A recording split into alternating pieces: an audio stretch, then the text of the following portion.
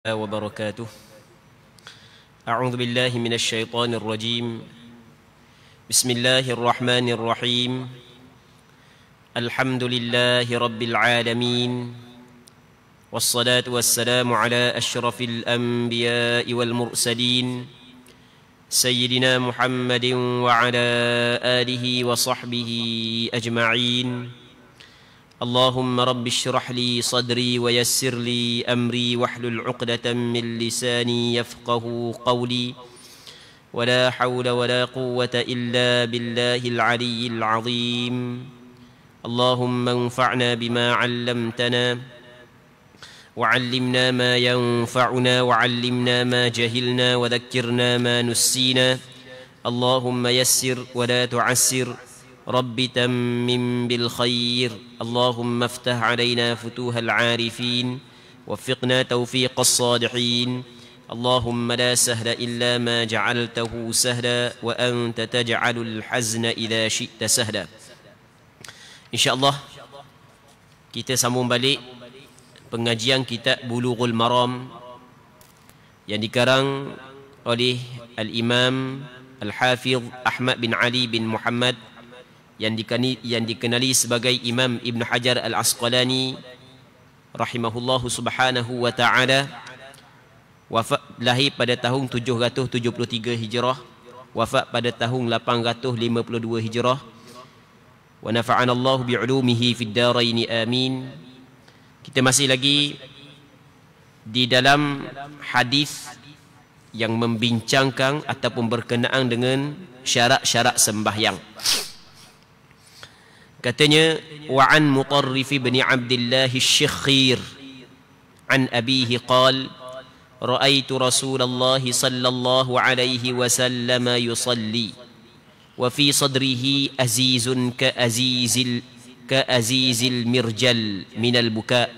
Akhrajahu al-khamsatu illa Ibn Majah wa sahhahu Ibn Hibban.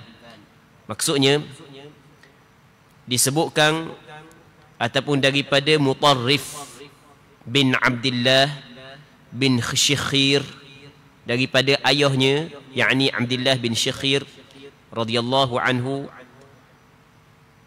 kata ayahnya, aku pernah melihat Rasulullah sallallahu alaihi wasallam salat, sedang dari dalam dadanya terdengar suara esokan tangisan yang tertahan seperti suara, seperti bunyi periuk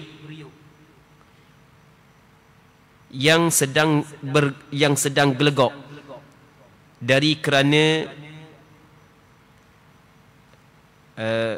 suara esok tangisan yang tertahan seperti suara periuk yang sedang gelegok.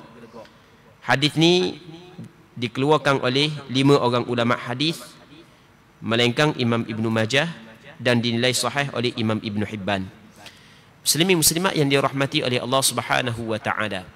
Dalam hadis ni, sahabat Rasulullah yang dikenali sebagai Abdullah bin Syakhir, dia menceritakan dia pernah melihat Rasulullah sallallahu alaihi wasallam menangis dalam sembahyang, yang mana bunyi keluar daripada dada Rasulullah sallallahu alaihi wasallam bunyi macam puyuk gelegok. Kuat sangat Rasulullah sallallahu alaihi wasallam menangis, menahan tangisan ketika Rasulullah sallallahu alaihi wasallam sembahyang. Baik, mungkin kerana takut kepada Allah Subhanahu wa taala, dan mungkin kerana gembira di atas anugerah yang Allah Subhanahu wa taala kurniakan kepada dia. Okey, sekarang ni kita nak ambil hukum fiqh daripada hadis ni. Benda yang kita dapat ambil hukum fiqh daripada hadis ini, iaitu menangis di dalam sembahyang ia tidak membatalkan sembahyang. Menangis di dalam sembahyang ia tidak membatalkan sembahyang, melainkan ada pengecualian, melainkan kalau sekiranya bersuara yang nyata daripada suara tersebut 2 huruf ke atas, maka ia membatalkan sembahyang menurut pandangan mazhab Imam Syafi'i kalau disengajakan. Kalau dok disengajakan, dok boleh nak tahan, dok dia mari sendiri nak wan ni hak tu kan. Hak tu nak wan ni hak tu dimaafkan. Hak ni disengajakan sampai ke mengeluarkan suara yang mana daripada suara tersebut nyata 2 huruf ke atas, maka ia membatalkan sembahyang. Jadi kesimpulan, menangis dalam sembahyang tidak menjadi masalah. Baik, sama ada bersuara ataupun tidak, ia tidak membatalkan sembahyang, melainkan sekiranya tangisan tersebut keluar suara yang mana nyata daripada suara itu 2 huruf ke atas, maka ia membatalkan sembahyang menurut pandangan yang asah di sisi mazhab Imam Syafi'i, kerana 2 huruf adalah susunan daripada kalang manusia. Sedangkan dalam satu hadis yang diriwayat oleh Imam Muslim yang pernah kita bincang sebelum daripada ni, daripada Muawiyah bin Hakam, Nabi sallallahu alaihi wasallam bersabda, inna hadhihi as-salata la yasluhu fiha syai'un min kalamin nas. Sesungguhnya sembahyang ini tidak patut, tidak selayak sedikit pun di dalamnya daripada kalang manusia. Baik, muslimin muslimat yang dirahmati oleh Allah Subhanahu wa taala. Seterusnya katanya, wa an Ali radhiyallahu anhu qala kana li ma'a Rasulillah sallallahu alaihi wasallam madkhalan fakuntu idza ataituhu wa huwa yusalli tanahnaha li, rawahu an-Nasa'i wa Ibn Majah. Katanya daripada Sayyidina Ali radhiyallahu anhu, katanya, aku ada 2 waktu untuk bertemu dengan Nabi sallallahu alaihi wasallam.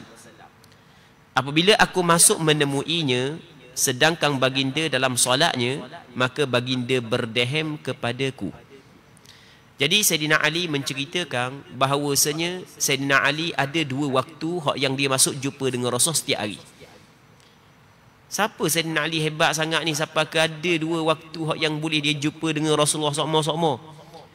Sayyidina Ali adalah sepupu Nabi sallallahu alaihi wasallam, anak kepada Abu Talib, yang mana Abu Talib pak saudara Rasulullah yang memelihara Rasulullah setelah daripada kewafatan Abdul Muttalib taki Rasulullah sallallahu alaihi wasallam. Jadi apabila ekonomi Rasul stabil, maka Rasul pakat dengan pak dara dia Abbas. Kita pakatlah rengang sikit berbanang kepada Abu Talib. Anak dia ramai, mu ambil seorang, aku ambil seorang. Cakap kita gitulah. Rasul ambil seorang, Abbas ambil seorang. Maka Rasul ambil siapa? Ali. Jadi Ali Rasul pelera je daripada kecil lagi, membesar di dalam rumah Nabi sallallahu alaihi wasallam. Kalau cakap kita kau anak akak Rasulullah, cakap kita gitulah. Dia hidup di dalam rumah Rasulullah sallallahu alaihi wasallam. Apabila dewasa, meningkat dewasa Sayyidina Ali, Rasul kahwinkan pula dia dengan anak Rasulullah, Fatimah Al-Batul, Fatimah Az-Zahra. Rasulullah sallallahu alaihi wasallam kahwinkan Sayyidina Ali dengan anak dia, Fatimah. Baik. Jadi Sayyidina Ali memang orang yang mempunyai orang yang tidak sama dengan sahabat-sahabat yang lain lah. Sebab banyak ada kelebihan pada Sayyidina Ali, sehingga ada 2 waktu yang setiap hari dia boleh masuk jumpa dengan Nabi sallallahu alaihi wasallam. Okey. Dalam hadis ni menceritakan apabila Sayyidina Ali jumpa dengan Nabi sallallahu alaihi wasallam, kalau Rasulullah sallallahu alaihi wasallam sedang sembahyang, maka Rasulullah akan berdehem untuk Sayyidina Ali. Apa maksud berdehem? Berdehem memberi isyarat kepada Sayyidina Ali supaya Sayyidina Ali masuk. Maksudnya memberi izin melalui berdehem.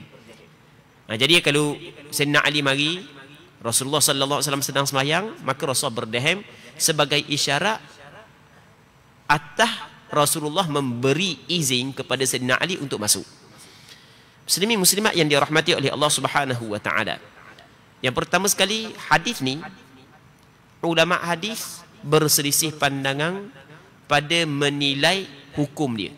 Maksudnya, adakah hadis ni sahih, sabit daripada Rasulullah ataupun tidak? Ramai ulama hadis, di antaranya Imam Baihaqi, Imam Nawawi dan beberapa orang ulama hadis yang lain, menilai hadis ini adalah hadis dhaif, bukan hadis sahih. Maka tidak boleh dijadikan sandaran hukum. Okey, itu yang pertama. Kerana kata Imam Baihaqi, hadis ni bermasalah pada sanad dan pada matan. Ada riwayat menyebut bukan naha, bukan sabbaha, mengucap tasbih. Rasulullah bukan berdeheng, mengucap subhanallah. Okey, pada matan pun ada masalah, pada sanad pun ada masalah. Jadi kita tidak bincanglah secara panjang lebar sebab tidak sesuai untuk kita bincang secara panjang lebar benda nyakit dia pada sanad dia, benda hak masalah dia pada matang, jadi payah pula kan. Tak sesuai lah. Baik. Maksudnya tidak sesuai untuk orang awam. Tapi kalau untuk orang yang nak mendalami, tu memang penting lah. Jadi secara ringkasnya, hadis ni ramai juga ulama menilai sebagai hadis dhaif. Apabila mereka menilai sebagai hadis dhaif, maka hadis ini tidak boleh dijadikan sandaran hukum. Okey, itu selesai. Namun ada segelintir ulama hadis menilai hadis ni sebagai hadis maqbul. Maksudnya hadis ni boleh diterima. Hadis ni adalah hadis hasan ataupun hadis sahih. Baik. Jadi daripada sudut kesahihan hadis ni, ulama hadis sendiri berselisih pandangan. Ramai ulama hadis menilai hadis ni sebagai hadis dhaif. Namun ada segelintir ulama hadis menilai hadis ni sebagai hadis sahih. Okey. Atas pandangan, kita ambil atas pandangan ulama yang mengatakan hadis ni adalah hadis yang boleh diterima. Maka apakah hukum fiqh yang dapat diambil daripada hadis ini? Iaitu berdehem di dalam sembahyang dia tidak membatalkan sembahyang. Kerana Rasulullah sallallahu alaihi wasallam pernah berdehem di dalam sembahyang untuk memberi isyarat kepada Sayyidina Ali bahawasanya Rasulullah sallallahu alaihi wasallam memberi izin kepada Sayyidina Ali untuk masuk ke dalam rumah Nabi sallallahu alaihi wasallam. Okey, itu yang pertama. Adakah dituntut seseorang tu berdehem? Sebahagian daripada ulama yang mengatakan hadis ni adalah hadis makbul, maka dia kata kalau apabila ada hajat, maka dituntut berdehem sebagaimana Rasulullah sallallahu alaihi wasallam berdehem. Kita nak kabur lagi pandangan mazhab Imam Syafi'i. Ni kita kabur pandangan sebahagian daripada ulama yang mengatakan hadis ni boleh diterima. Okey. Begitu juga dalam hadis ni Sayyidina Ali mari di rumah Nabi sallallahu alaihi wasallam. Sayyidina Ali dapati Rasulullah sedang sembahyang. Benda yang kita dapat faham daripada hadis ini bahawasanya Rasulullah sallallahu alaihi wasallam bukan setakat dia sembahyang di masjid, bukan dia juga sembahyang di rumah. Bukan sembahyang ni telah menjadi adab Nabi sallallahu alaihi wasallam. Nabi sallallahu alaihi wasallam adalah orang yang cukup kuat melakukan ibadat sembahyang. Nabi sallallahu alaihi wasallam. Dan Rasulullah sallallahu alaihi wasallam banyak melakukan sembahyang sunat di rumah berbanding di masjid. Dan itulah hak yang dianjurkan oleh agama Islam. Agama kita menganjurkan supaya kita banyak melakukan ibadat sunat di rumah. Kan tahu kan hukum tu kan?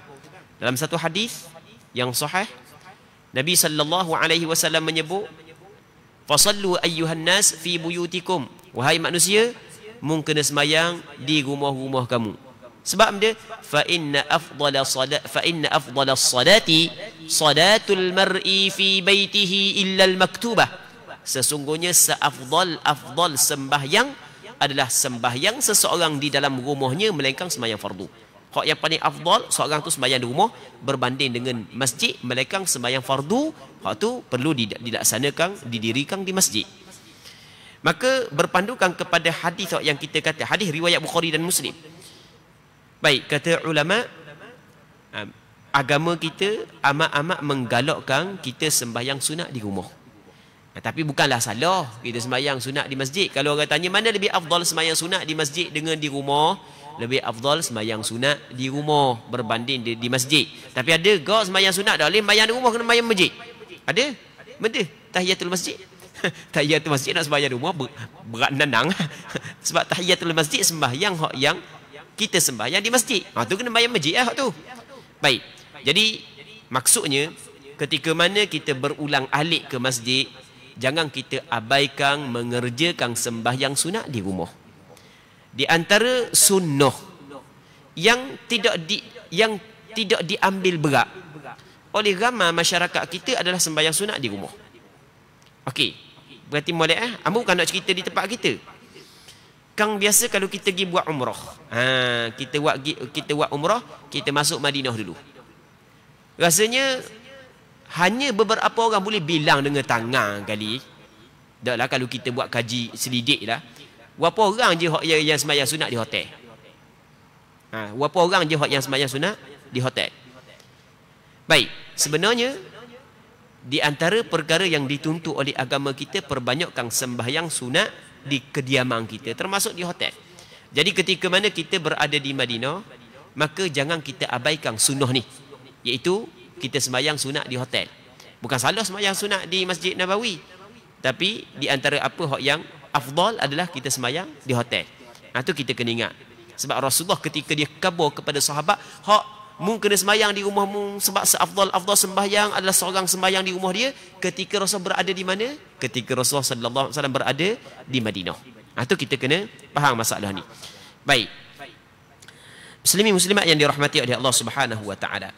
Dan dalam hadis ni juga Sayyidina Ali apabila sampai ke rumah Rasulullah, Sayyidina Ali akan meminta izin untuk masuk. Dan ni di antara adab yang diajar di dalam agama kita.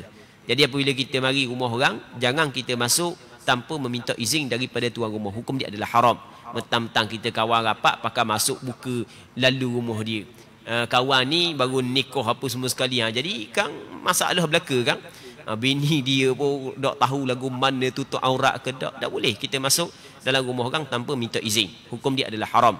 Allah Subhanahu wa taala berfirman di dalam Al-Quranul Karim, Ya ayyuhalladzina amanu la tadkhulu buyutan ghayra buyutikum hatta tasta'nisu wa tusallimu ala ahliha. Wahai orang-orang yang beriman, mu jangan masuk rumah yang lain daripada rumahmu sehinggalah mu minta izin. Lepas tu memberi salam kepada penghuni rumah tersebut. Jadi haram kita masuk dalam rumah orang tanpa kita meminta izin terlebih dahulu. Jadi Sayyidina Ali minta izin. Jadi ketika mana Rasulullah sedang sembahyang, maka Rasulullah memberi izin kepada Sayyidina Ali melalui berdehem. Okey, itu atas pandangan ulama yang mengatakan hadis ni hadis sahih. Namun atas pandangan ulama yang mengatakan hadis ni adalah hadis dhaif, tidak boleh dijadikan sandaran, maka perbincangan yang kita bincang tadi tidak boleh diambil kita perbincangan yang kita bincang saat ni sebenarnya hukum dia sama, berpandukan kepada hadis yang lain, melainkan berdehem sahaja. Masa ada masuk dalam rumah mesti kena minta izin. Hal tu ada dalil daripada Quran, ada dalil daripada Quran. Begitu juga kita benda lagi yang kita cerita berdeheng. Masalah berdeheng nanti kita akan cerita menurut pandangan majoriti ulama. Muslimin muslimat yang dirahmati oleh Allah Subhanahu wa taala. Majoriti ulama berpandangan, termasuk pandangan mazhab Imam Syafi'i dalam masalah ni. Majoriti ulama, kebanyakan ulama fiqh mengatakan berdehem di dalam sembahyang ia tidak membatalkan sembahyang. Majoriti ulama berdehem di dalam sembahyang ia tidak membatalkan sembahyang. Atas alasan tidak ada dalil yang sahih yang menyebut bahawasanya berdehem ia membatalkan sembahyang. Tidak ada dalil yang sahih yang menyebut bahawasanya berdehem membatalkan sembahyang. Sebab itulah majoriti ulama mengatakan berdehem di dalam sembahyang ia tidak membatalkan sembahyang. Cuma, ada cuma menurut pandangan mazhab Imam Syafi'i, sekiranya berdehem itu menyebabkan ataupun sekiranya berdehem tu mengeluarkan suara yang nyata daripada suara tersebut dua huruf ke atas dengan sengaja tanpa ada keperluan yang diizinkan oleh syarak. Okey, yang pertama dengan sengaja. Yang keduanya tanpa ada keperluan yang diizinkan oleh syarak. Yang ketiganya tahu hukum haram, maka berdehem tersebut ia membatalkan sembahyang. Membatalkan sembahyang atas alasan apabila nyata dua huruf, maka sama dia bercakap di dalam sembahyang. Hukum bercakap dalam sembahyang adalah dilarang oleh agama. Okey, itu menurut pandangan mazhab Imam Syafi'i. Pandangan yang difatwa dalam mazhab Imam Syafi'i. Walaupun dalam mazhab Imam Syafi'i ada 3 pandangan dalam masalah hukum berdeheng. Cuma kita sebut pandangan yang mu'tamad yang difatwa dalam mazhab Imam Syafi'i adalah apabila kita berdehem di dalam sembahyang ia tidak membatalkan sembahyang. Okey, berdehem tidak membatalkan sembahyang, melainkan apabila keluar suara yang mana nyata daripada suara tersebut 2 huruf ke atas.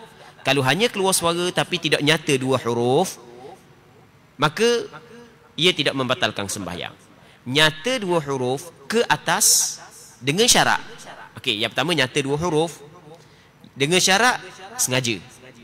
Tidak ada hajat yang diizinkan oleh syarak.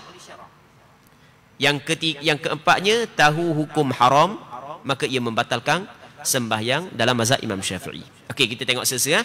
Kalau tak sengaja, itu tak ada masalah. Cakap dalam sembahyang tak sengaja tak masalah. Cakap dalam sembahyang tak sengaja. Macam kita buat contoh sebelum daripada ni. Kawan kita tu dia sujud lama sikit. Kita hok duduk tepi sujud awal. Dia sujud lama, kita bangun awal dah. Lepas tu tangan kiri tubik panjang sangat. Kan sengit panjang sangat. Tangan dah lah besar, duk main jing tiap-tiap hari. Kawan ni bangun kelekok bahang atas kepala. Aduh, sakitnya dalam sembahyang dak sedar. Nyetubik gitu daripada mulut. Dak batal sembahyang sebab dak sengaja. Okey, dak sengaja kan? Okey, sama juga dengan masalah orang yang berdehem, dia lupa bahawa dia sembahyang, maka ia tidak membatalkan sembahyang walaupun nyata dua huruf ke atas. Okey.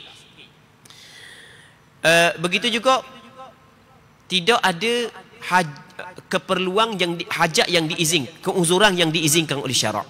Kalau ada keuzuran yang diizinkan oleh syarak, ia tidak membatalkan sembahyang walaupun berdehem yang nyata daripadanya dua huruf ke atas. Sebagai contoh, kita tengah sembahyang, tiba-tiba dak tubik suara lekak ni, lekak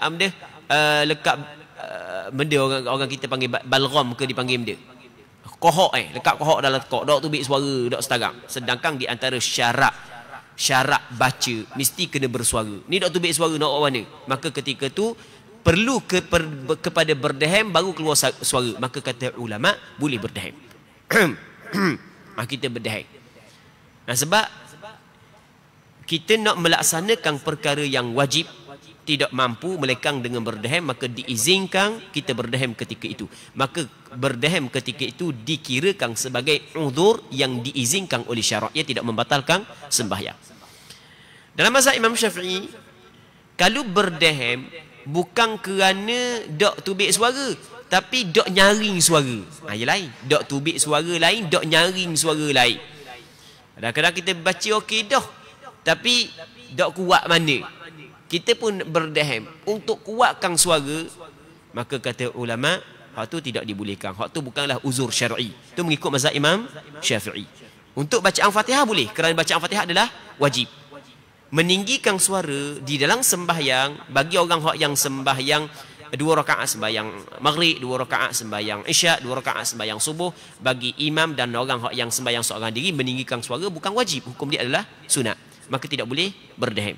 Itu mengikut mazhab imam. Maksudnya tidak boleh berdehem yang menyebabkan nyata 2 huruf. Bukan tidak boleh secara mutlak, macam kita khabar tadi lah. Muslimin muslimat yang dirahmati oleh Allah Subhanahu wa taala. Okey, sekali lagi kita cerita sekali lagi hukum berdehem menurut pandangan mazhab Imam Syafi'i. Berdehem dalam mazhab, mengikut pandangan mazhab Imam Syafi'i adalah tidak membatalkan sembahyang. Kerana tidak ada dalil yang sahih yang menyebut bahawasanya berdehem membatalkan sembahyang. Okey, itu yang pertama.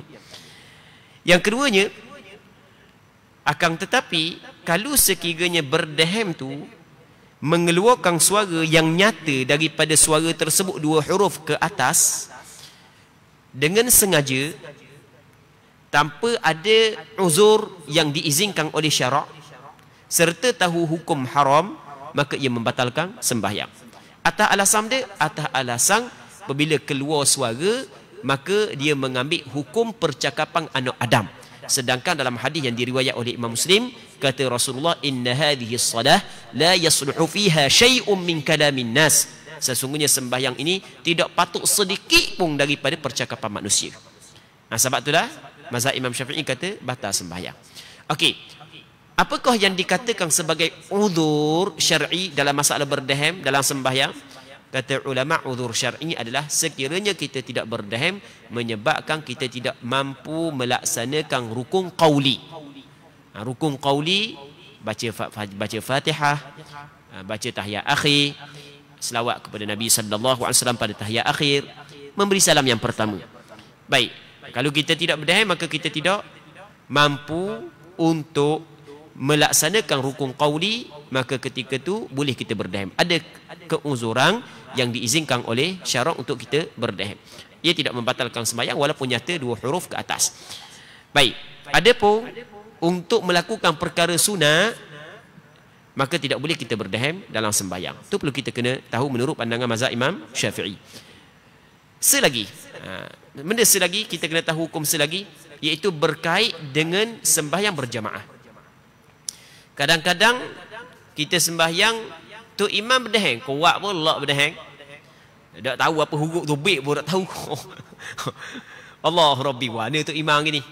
Okey, ketika mana tu imam berdeheng, sehingga nyata daripada berdehem tu imam saat ni tu 2 huruf ke atas, adakah wajib kita kena mufaraqah dengan tu imam ataupun tidak? Sini yang perlu kita kena bincang. Kata ulama, oleh kerana asal sembahyang seseorang dikirakan sah apabila dia melakukan suatu perkara yang kemungkinan perkara tersebut melakukan suatu perkara yang mana perkara tu kalau buat tanpa ada keuzuran batal sembahyang, tapi kalau ada keuzuran tak batal sembahyang, maka ketika tu kita kena tanggung, kita kena letak perbuatan tersebut atas dasar keuzuran. Sebab kita tak tahu, takkan kita nak tanya dalam sembahyang. Kalau nak tanya, kata tanya dalam sembahyang, batal ke sembahyang kita lah. Jadi kita pakai ambil zahir. Zahir dia, zahir perbuatan imam ada keuzuran. Apabila ada keuzuran, maka tidak wajib kita mufaraqah dengan untuk imam. Sah sembahyang kita.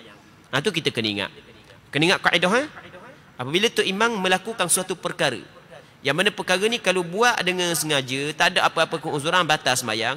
Kalau ada keuzuran, tak batal sembahyang, maka kita saat ni tu boleh ikut imam. Tak ada masalah, boleh. Tak perlu kita mufaraqah. Ambil contoh lain untuk masalah saat ni. Katakanlah sembahyang isyak 4 rakaat. Tiba-tiba tu imam tambah pula 1 rakaat lagi, tambah rakaat yang kelima. Kita makmum belakang subhanallah. Ya tak boleh kita ikut. Tidak boleh kita ikut tu imam naik kepada rakaat yang kelima. Dia wajib kita ikut imam selama mana imam tidak melakukan kesalahan. Jadi apabila imam melakukan kesalahan, tak boleh kita ikut. Jadi kita duduk tunggu gitu lah. Subhanallah, tu imam wadah je. Okey. Sekarang ni kalau dia bangun dengan sengaja, maka batal sembahyang. Kalau dia bangun dengan ada keuzuran, tak batal sembahyang. Maka kita kena ambil, kita kena letakkan dia bangun ada keuzuran. Maka sebab itulah tak batal sembahyang dia. Maka boleh lagi kita ikut dia. Maksud dia ikut, bukan ikut bangun, bukan. Maksudnya tidak perlu kita niat mufaraqah. Maksudnya kita nanti tu imam dalam tahiyat. Nanti lah. Biar sudah rakaat kelima dia. Tegur-tegur dah. Dia pun duduk tahiyat, dia pun baca tasyahud, dia pun bagi salam, maka kita bagi salam bersama dengan imam. Okey, itu kaedah hak yang sama, hak yang kita sebut saat ni. Maksudnya apabila imam melakukan suatu perkara, kalau tak ada keuzuran batal, ada keuzuran tak batal, maka kita letakkan perkara tersebut ada keuzuran. Okey, boleh faham kan? Jadi boleh kita terus ikut dia, tidak perlu kita niat mufaraqah. Muslimin muslimat yang dirahmati oleh Allah Subhanahu wa taala. Seterusnya, wa an ibni Umar radhiyallahu anhuma qala qultu li Bilal kaifa ra'aytu an-nabiy sallallahu alaihi wasallam yurd alaihim hina yusallimuna alaihi wa huwa yusalli qala yaqulu hakadha wa basaqa kaffah akhrajahu Abu Dawud wa Tirmidzi wa sahhaha.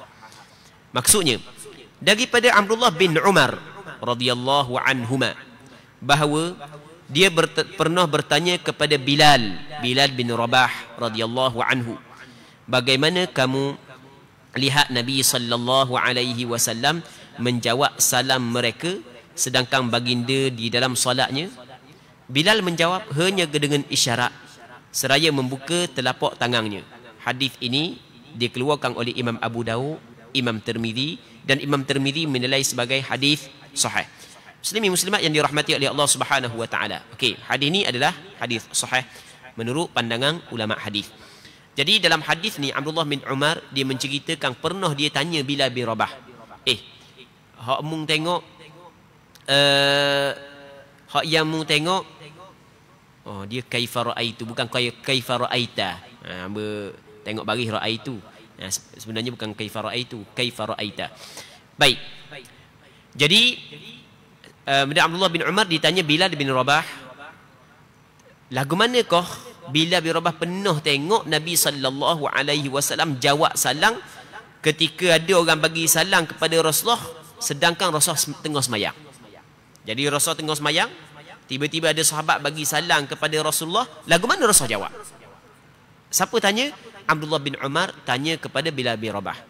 Kata Bilal bin Rabah, Rasulullah sallallahu alaihi wasallam jawab gini.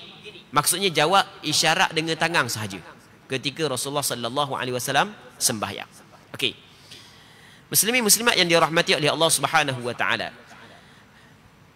Pada awal Islam bercakap dalam sembahyang dibolehkan. Jadi pada awal Islam boleh cakap dalam sembahyang. Apabila turun ayat waqumu lillahi qanitin, hendaklah berdiri kepada Allah Subhanahu wa taala dalam keadaan patuh kepada Allah Subhanahu wa taala, maka diperintah kepada kami, kata sahabat, diam, tak boleh dah cakap dalam sembahyang. Pada awal Islam boleh cakap dalam sembahyang. Allahu akbar, kawan kita duduk tepi Allahu akbar. Kalau cakap kita zaman ni, pani kita makan nasi mana contoh dulu pada awal Islam. Baik, lepas daripada turun ayat waqumu lillahi qanitin, maka dilarang bercakap dalam sembahyang. Dulu masa boleh cakap, sahabat mari jumpa Rasul, tengok Rasul tengah sembahyang pun bagi salam lagi. Tengok Rasul tengah sembahyang, Assalamualaikum, Rasul pun Waalaikumsalam. Rasul jawab lagi dalam sembahyang. Apabila turun ayat Allah Subhanahu wa taala memerintahkan kepada Rasulullah supaya diam, tak boleh cakap dalam sembahyang, maka apabila sahabat mari bagi salam kepada Rasulullah, sahabat jawab. Dalam satu hadis yang diriwayat daripada Abdullah bin Mas'ud, yang mana kata Abdullah bin Mas'ud, kunna nusallimu ala nabi sallallahu alaihi wasallam wa huwa yusalli fayaruddu alaina. Dulu kami sentiasa memberi salam kepada Rasul ketika Rasul sedang sembahyang, dan Rasul jawab sembahyang kami, salam kami. Tapi falamma raja'na min indin Najashi, tatkala kami kembali daripada Najashi, maka kami bagi salam kepada Rasulullah ketika Rasul sembahyang. Falam yarudda alaina, Rasul tidak jawab salam kami. Lepas daripada Rasulullah bagi salam, maksudnya selesai sembahyang, kami tanyalah, Rasulullah, dulu kami bagi salam kepadamu, mu jawab. Apa kata Rasulullah? Inna fis salati syughla, sesungguhnya dalam sembahyang ada kesibukan dia. Maksudnya tak boleh nak jawab salam dalam sembahyang. Baik. Jadi kata ulama, ketika mana kita sembahyang tiba-tiba ada orang bagi salam, maka tidak boleh kita jawab dengan perkataan. Tidak boleh kita jawab dengan perkataan. Dan apakah hak yang dituntut kepada kita, yang disyariatkan kepada kita mengikut petunjuk Nabi sallallahu alaihi wasallam, adalah kita menjawab dengan isyarat. Isyarat dengan tangan. Isyarat dengan tangan kalau orang hak yang bagi salam nampak kita. Kalau orang duduk luar rumah, kita isyarat bagi dengan tangan, tak nampak kau. Kita duduk sembahyang dalam rumah, orang bagi Assalamualaikum, kita pun isyarat. Tu orang Assalamualaikum, kita isyarat. Tu tak ada faedah. Ni ketika dia tengok kita sembahyang, dia bagi salam kepada kita, kita jawab dengan isyarat. Kadang-kadang orang tak tahu kita tengah sembahyang. Kita duduk tahiyat. Dia bagi Assalamualaikum. Kita pun isyarat, dia faham tu. Jangan dia pergi blab-blab pula kita. Orang wui salam, dia pergi akak tangan. Macam dok belajar, payuh hadas tapala saja. Jadi, apa yang dituntut oleh syarak adalah mengikut petunjuk Nabi sallallahu alaihi wasallam, kita isyarat dengan tangan. Akak tangan, isyarat bahawasanya kita sedang sembahyang. Itu adalah jawapan kepada salam dia. Hukum dia sunat, bukan wajib. Sunat kita isyarat dengan tangan. Bukan mesti isyarat dengan tangan mengikut mazhab Imam Syafi'i. Isyarat dengan kepala pun tak apa. Isyarat dengan kepala angguk. Tapi jangan angguk banyak sangat. Angguk banyak sangat, batal sembahyang pula. 3 kali berturut-turut. Okey. Ya, dalam mazhab Imam Syafi'i, apabila orang bagi salam kepada kita ketika kita sedang sembahyang, tak wajib jawab. Kalau kita jawab, batal sembahyang kita. Apa hak yang dituntut kepada kita adalah isyarat dengan tangan ataupun isyarat dengan kepala. Nanti lepas daripada kita bagi salam, baru kita jawab salam dia. Lepas daripada Assalamualaikum warahmatullahi wabarakatuh, baru kita jawab salam dia. Baik. Sebahagian daripada ulama diambil daripada hadis ni, dia kata lagu mana? Boleh orang tengah sembahyang kita bagi salam. Sebab Rasulullah sallallahu alaihi wasallam dok larang pun sahabat bagi salam kepada Rasulullah ketika Rasulullah sedang sembahyang. Boleh. Kalau kita tengok kawan kita sembahyang, kita bagi salam. Okey, itu mengikut pandangan sebahagian daripada ulama. Kerana tidak ada pengingkaran daripada Rasulullah atas perbuatan sahabat memberi salam kepada Rasulullah ketika Rasul sedang sembahyang. Cuma Rasul tak jawab je. Sebab dia kata boleh, tapi bukan disunatkan. Ya, hukum boleh lain daripada hukum disunatkan. Tidak disunatkan, cuma hukum dia adalah dibolehkan, harus. Namun ada sebahagian daripada ulama mengatakan hukum dia adalah makruh. Jadi berlaku khilaf di kalangan ulama, apakah hukum kita memulakan memberi salam kepada kawan kita yang sedang mengerjakan sembahyang. Ada setengah ulama kata boleh, tapi bukanlah ada tuntutan daripada syarak boleh. Maksudnya dok dosa, dok makruh. Ada setengah kata dok comel, orang tengah sembahyang buat beri salam buat apanya. Okey, selesai.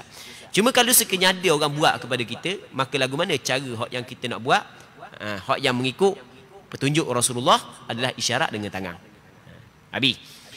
Seterusnya, wa an Abi Qatadah radhiyallahu anhu qala kana Rasulullah sallallahu alaihi wasallam yusalli wa huwa hamilun Umamah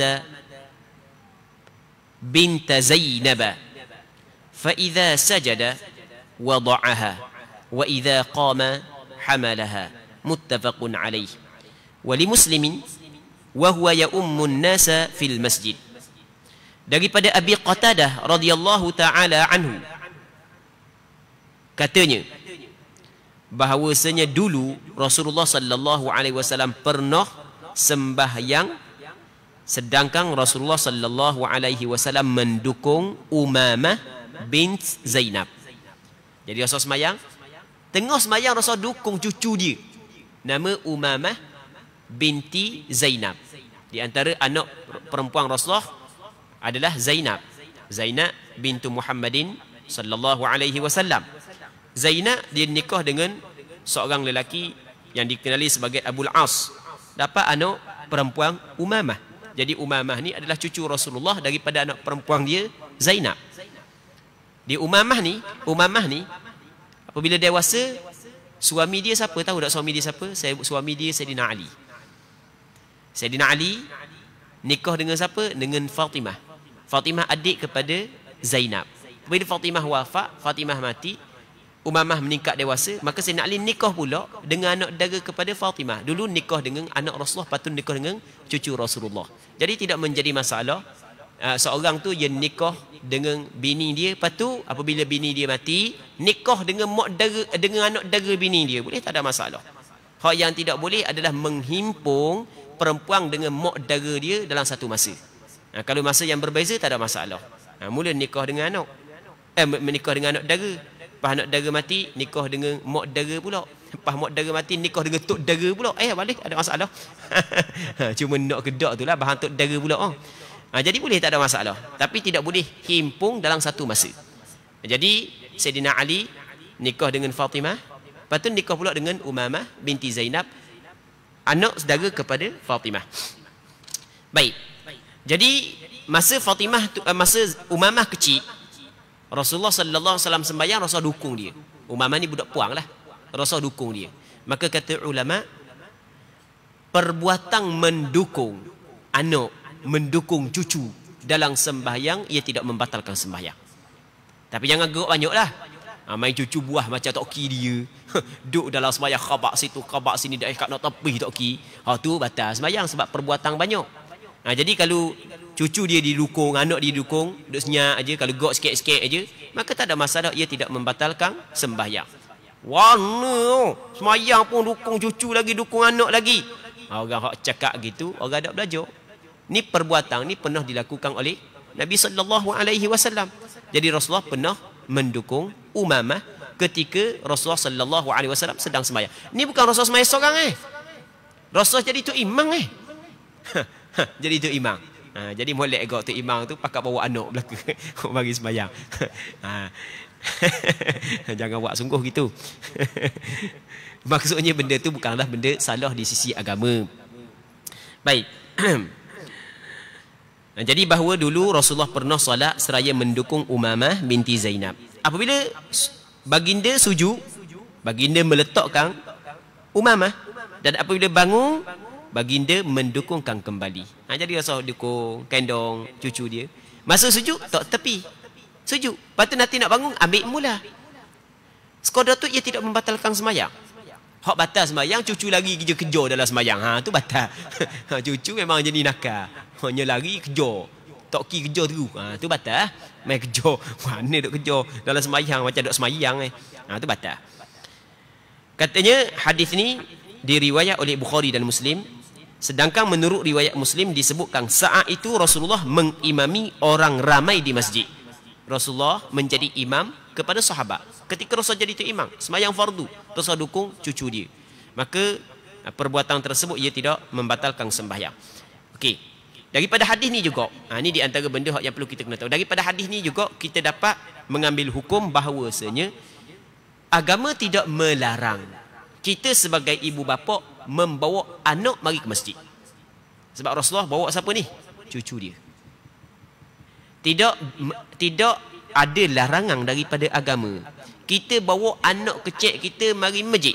Sebab Rasulullah sallallahu alaihi wasallam bawa cucu dia mari masjid. Okey, boleh faham? Cuma dengan syarat. Dengan syarat.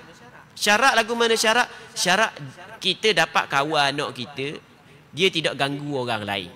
Kalau dia mengganggu orang lain, maka tak boleh kita bawa. Sebab ganggu orang. Main benda orang tengah sujudnya tarik kain belaka. Tu tak boleh lah kawan. Orang tu sujud satu soh tu dia duduk main benda tepuk orang tu, tepuk orang ni. Jadi kan mengganggu orang tengah semayang. Duk tarik kain orang tu, tarik kain orang ni, tolak orang tu, tolak orang ni. Tu tak boleh mengganggu.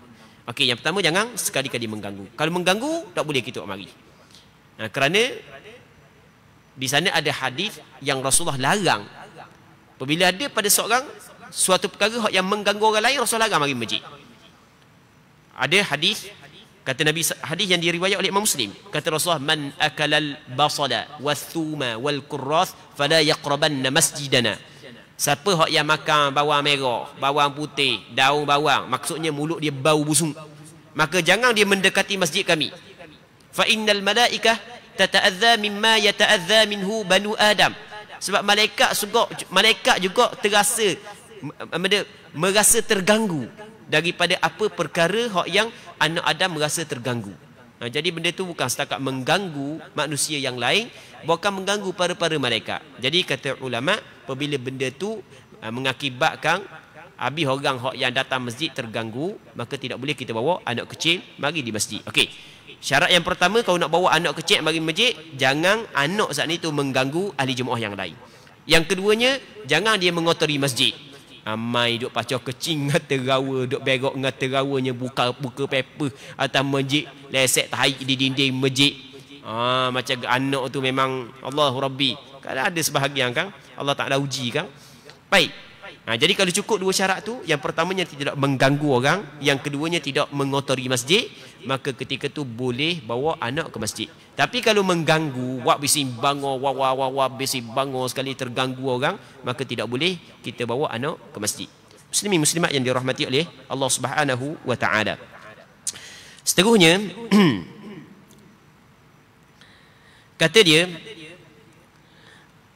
selagi bagi orang yang nak dukung anak ketika dia sedang sembahyang, mesti dia kena pastikan anak dia tidak menanggung najis. Jadi kalau anak dia berok, anak dia kecil duduk dalam paper, nak bawa dalam sembahyang, hak tu tidak dibolehkan.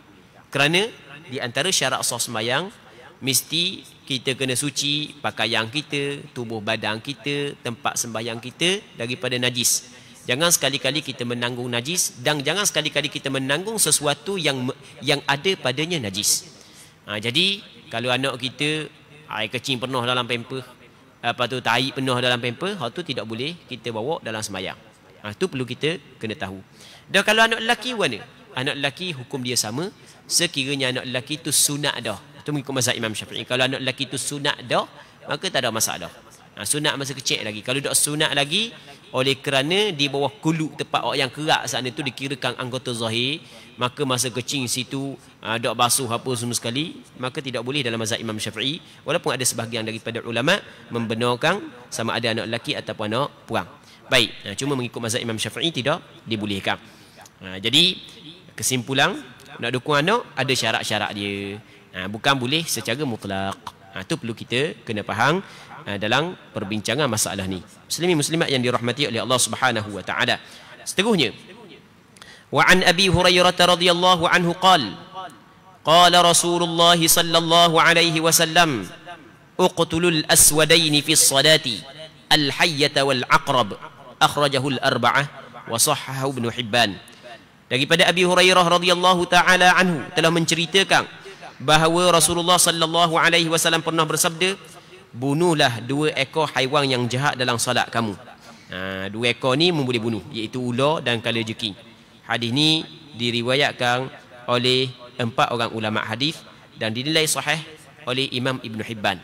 Jadi kata Rasulullah, kalau mu tengah sembahyang, tiba-tiba ada ular nitah kau depan, katok tak ada masalah. Katok ular dalam sembahyang, ia tidak membatalkan sembahyang. Tapi menurut mazhab Imam Syafi'i, dengan syarat jangan 3 kali berturut-turut. Begitu juga katok lipang, katok kala jeking dalam sembahyang, ia tidak membatalkan sembahyang. Bukan Rasul suruh katok pula.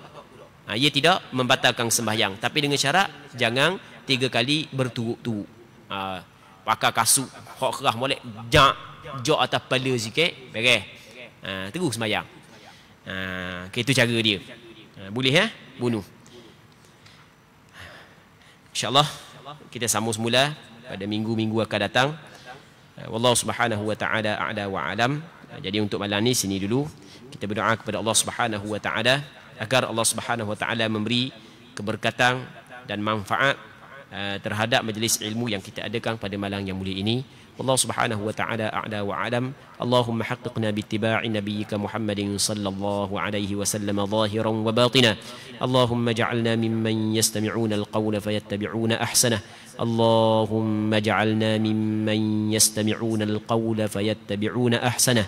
وصل اللهم وسلم وبارك على سيدنا ومولانا محمد وعلى آله وصحبه أجمعين والحمد لله رب العالمين.